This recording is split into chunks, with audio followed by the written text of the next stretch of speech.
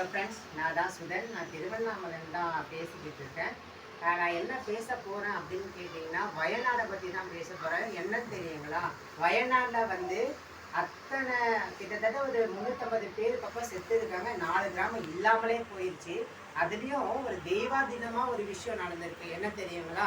ஒரு பாட்டியையும் ஒரு ஒரு பெண் குழந்தையும் அந்த ஒரு யானைனாவே ஒரு அரக குணம் உடைய யானை தான். ஸோ அந்த யானை அந்த 2 பேரையும் காப்பாற்றியிருக்கு. ஸோ அதுக்கு கடவுள் அந்த நேரத்தில் அது நெகிழ்ச்சியான ஒரு விஷயமா எல்லாருக்கும் தெரிஞ்சது.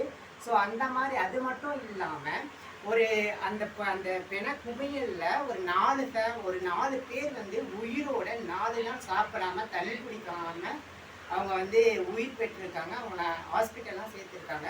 அது மட்டும் இல்லாமல் ஒரு சின்ன குழந்தைங்க கிட்டத்தட்ட ஒரு 7-8 வயசு இருக்கும். அந்த குழந்தை பேசும்போது இந்த குழந்தை பேசும்போதே அதோட மலையாள பாஷையில் அவங்க அப்பா அம்மா காணும்னு சொல்லிட்டு அவங்களாம் எங்கே போனாங்கன்னே தெரியாது அப்படின்ற மாதிரி அந்த மலையாள பாஷையில் பேசும்போது அப்படியே நெஞ்சுக்குள்ளே அப்படி ரொம்ப கஷ்டமாக இருக்கும் ஃப்ரெண்ட்ஸ். மனுஷனுடைய வாழ்க்கையே அதுதான்.